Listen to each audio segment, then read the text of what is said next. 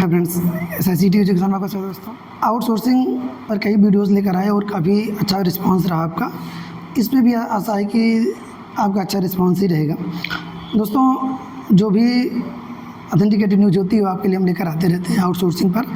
यह भी जो वीडियो है ये भी आउटसोर्सिंग पर ही है। लेकिन दोस्तों, आपको बताना चाहेंगे कि आउटसोर्सिंग एक ऐसा मुद्दा इस समय बन गया है, बहुत ही ज्वलंत मुद्दा है और उस मुद्दे पर हमने कई वीडियोज़ बनाए और उस वीडियोज़ में जो है कई मुद्दों को हमने उठाया। कई लोगों ने कमेंट भी किया कि सर चूँकि अब बना रहे हैं इस वीडियो को, कुछ होगा नहीं इसमें। तो आपको बताना चाहेंगे कि हो या ना हो, जो खबरें आती हैं, जो चीज़ें होती हैं, उसको हम लेकर आपके लिए आते हैं, बना रहे हैं। लेकिन जो भी तथ्य आपके सामने रखेंगे, आशा है कि वो तथ्य जो है आपको पसंद आएंगे। दोस्तों, SICT एजुकेशन में आपका जो है स्वागत है इस आउटसोर्सिंग के इस वीडियो में। दोस्तों, आउटसोर्सिंग पर जो आउटसोर्सिंग था, आयोग था, उसके गठन पर जो है बहुत चर्चाएं हो चुकी हैं और गठन के साथ साथ जो है अब कुछ लोगों ने कहा कि कुछ होगा नहीं इसमें। क्यों नहीं होगा? क्योंकि बहुत ढेर सारे चीज़ों में जो है बहुत सारा टाइम लग गया, तो लोगों का जो तो विश्वास है वो डगमगा गया। तो इसी बेस पर कहा गया कि अब इसमें कुछ होगा नहीं। तो दोस्तों, आपको बताना चाहेंगे कभी माननीय मुख्यमंत्री योगी आदित्यनाथ जी के अध्यक्षता में एक आउटसोर्सिंग की पहली बैठक की गई और उस बैठक में आउटसोर्सिंग से संबंधित बहुत ढेर सारे मुद्दों पर चर्चा की गई। चूँकि आप जानते हैं, चाहे चुनाव कह लीजिए या सरकार का इसकी तरफ रुझान कह लीजिए, जो भी चीज़ें कह सकते हैं आप, जो है कि अब सरकार पूरी तरीके से इस पर लग गई है कि हमको आउटसोर्सिंग आयोग बनाना है। आप कह सकते हैं, देखिए, जैसे चूँकि रोडवेज बसें देखिए चलती हैं यूपी में, विद्युत विभाग है और भी कई चीज़ें जो कि निगमीकरण में ही चलती हैं। तो अगर देखा जाए तो भी एक निगम हो जाएगा तो अगर पूरी तरीके, लेकिन समस्या यहाँ पर वही है कि यहाँ पर आउटसोर्सिंग कंपनियाँ कार्यरत रहेंगी, डायरेक्ट विभाग से कुछ भी नहीं रहेगा। मतलब प्रक्रिया वही रहेगी, सब कुछ वही रहेगा। तो जो बैठक हुई उसमें मुख्यमंत्री जी ने साफ साफ निर्देश दिया था कि जल्द ही पूरा आयोग का गठन जो है राज्य स्तर से लेकर जो लोकल लेवल की कमेटियाँ वहाँ तक गठन हो जाना चाहिए और उस गठन के साथ साथ जो है जो भी EPF से संबंधित मुद्दे हैं, चूँकि जितने भी आउटसोर्सिंग कर्मचारी हैं उसमें से सभी का भी जो है सभी कर्मचारियों का भी PF नहीं कटता, यानी EPF में उनका खाता ही नहीं है। तो बहुत ढेर सारे लोगों का TDS करता है, कुछ लोगों का वो भी नहीं करता, कुछ लोग तो ऐसे रखे गए हैं जो है। तो सरकार ने कहा है जो है कि जल्द से जल्द उनका इस पर एक बनाया जाए ढांचा कि किस तरीके से सभी का जो है खाता खुलवाया जाएगा, कैसे किस तरीके से उनको इन सब का लाभ दिलवाया जा सकेगा। क्योंकि आप जानते हैं PF अगर कटने लगेगा सभी कर्मचारियों का तक फ़ायदा है तो हो जाएगा। सबसे अच्छा कि सरकार जितना जमा करती है उसमें जो एम्प्लॉयर जमा करता है उसमें सरकार भी जमा करती है, तो कुछ तो फ़ायदा होगा, इजाफा होगा।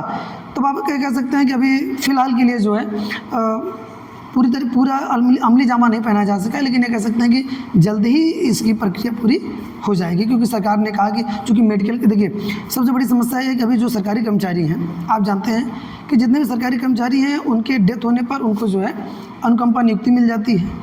अनुकंपा नियुक्ति मिल जाती है, उनके जो बच्चे हैं, जो उनके आश्रित लोग हैं, वो जो है रोड पर नहीं आते। लेकिन जो आउटसोर्सिंग कर्मचारी है, बेचारा अगर 8,000 कमा रहा, 10,000 कमा रहा है, अगर कुछ ना कुछ खुदा न खास्ता उसे एक्सीडेंट हो जाता है, कुछ भी हो जाता है, तो ऐसे आउटसोर्सिंग कर्मचारियों को कुछ भी मिलता नहीं है। यानी कहने का मतलब उसे जो बच्चे हैं वो रोड पर आ जाते हैं और फिर उनको जो है समस्याओं का सामना करना पड़ता है। एक लंबी लड़ाई लड़नी पड़ती है और फिर जो है कहीं क्लेम है तो मिलता है। अगर वो भी उन्होंने कुछ ख़रीदा है, कोई इंश्योरेंस वगैरह, तब, अदरवाइज उनको कुछ नहीं मिलता है। अगर मोटा अगर इसे देखिए UP SRLM की बात कर लें तो UP SRLM में 4,000 से अधिक कर्मचारी भी कार्यरत हैं इस समय। उनका TDS तो काट लिया जाता है, TDS करता है, लेकिन ना उनका मेडिक्लेम मिलता है, ना ही उनका कोई भी PF करता है, ना ही कोई इंश्योरेंस है। यानी कहीं बहुत ढेर सारे बीमा ऐसे रहे हैं जो जिनका अगर कहा जाए तो उनकी डेथ हो गई, उनके जो बच्चे थे, जो उनके आश्रित लोग थे, वे कुछ नहीं कर पाए। लोगों ने कुछ सहायता कर दी, 2-4-10 लाख रुपए की जो मिला नहीं, उसके बाद कुछ नहीं मिला। यानी कहने मतलब ये हो गया कि इस तरीके से हम कह सकते हैं कि ऐसे जो कर्मचारी हैं उनके लिए एक प्रक्रिया होनी चाहिए कि वो बेचारे जाएंगे कहाँ पर। क्यों जाने का मतलब ये हो गया कि अगर कल को अगर उनको मेडिक्लेम मिलने लगेगा। मान लीजिए मेडिकल आज के समय में सबसे बड़ी समस्या मेडिकल में ही है। मेडिकल मतलब ये हो गया कि देखिए जो कर्मचारी हैं, छोटी मोटी बीमारी चलिए ठीक है, जुकाम बुखार तक तो ठीक था, लेकिन बड़ी बीमारियों में छोटे छोटे जो कर्मचारी हैं वो कहाँ से अपना मेडिक्लेम भरेंगे? लाखों लाखों रुपए के जो ऑपरेशन हो रहे हैं, बड़े बड़े ऑपरेशन हो रहे हैं, तो कहाँ से भरेंगे वो? तो सरकार ने कहा है कि जल्द, जो पहली बैठक हुई सरकार की, उसमें सरकार ने जितने भी आला अधिकारी थे उसमें शामिल हुए, लगभग सभी विभागों के अधिकारी उसमें शामिल हुए, सचिव, मुख्य सचिव जो भी थे वो शामिल हुए। उन्होंने कहा कि हाँ, उन्होंने निर्देश दिया है कि इस जो एक गठन की जो प्रक्रिया है इसे जल्द से जल्द पूरी की जाए, और किस तरीके से इनको जो है, जितने लगभग 92 विभागों के कर्मचारी हैं, अब वो 92 विभागों के जो कर्मचारी हैं उनको किस तरीके से लिया जा सकता है इसमें, इस निगम में, क्योंकि जब तक निगम में आएंगे नहीं तब तक कुछ होना नहीं है। तो निगम में आने, जब तक आएंगे नहीं तब तक कुछ होगा नहीं, और निगम में कितनी जल्दी आ जाएं, तो क्योंकि बहुत ढेर सारे लोग कमेंट कर रहे हैं कि सर कब से इसकी प्रक्रिया शुरू होगी। तो हम आपको बताना चाहेंगे कि पहली बैठक हुई थी मुख्यमंत्री की अध्यक्षता में, तो मुख्यमंत्री जी ने जो है बहुत ढेर सारे निर्देश दिए। अभी निर्भर करता है कि जो हमारे कर्मचारी हैं, जो हमारे अधिकारी हैं, जो अधिकारी हैं उनके ऊपर निर्भर करता है कि किस कछुए की चाल से चलते हैं या खरगोश की चाल से चलते हैं। अगर कछुए की चाल से चलेंगे तो फिर इस सीजन में तो कुछ हो नहीं पाएगा, हो सकता है कि सरकार का कार्यकाल बीती जाए। अगर खरगोश की चाल से चल जाएंगे तब जो है हो सकता है कुछ हो जाए, क्योंकि अगर कछुए की चाल चलेंगे तो फिर समझ रहे हैं कि भाई उसमें वैकेंसी भी निकालनी है, बहुत ढेर सारे नियुक्तियाँ भी करनी है, तो फिर कहाँ हो पाएगी, नहीं हो पाएगा।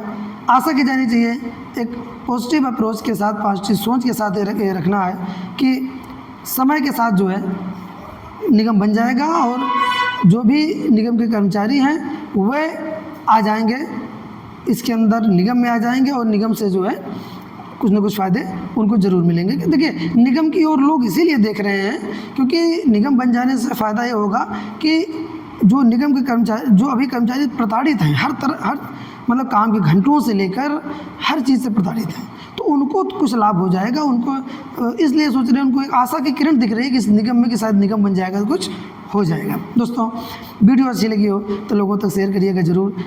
जितने भी निगम जो प्राइवेट आउटसोर्सिंग कर्मचारी हैं उनको हमारे चैनल से जोड़िए।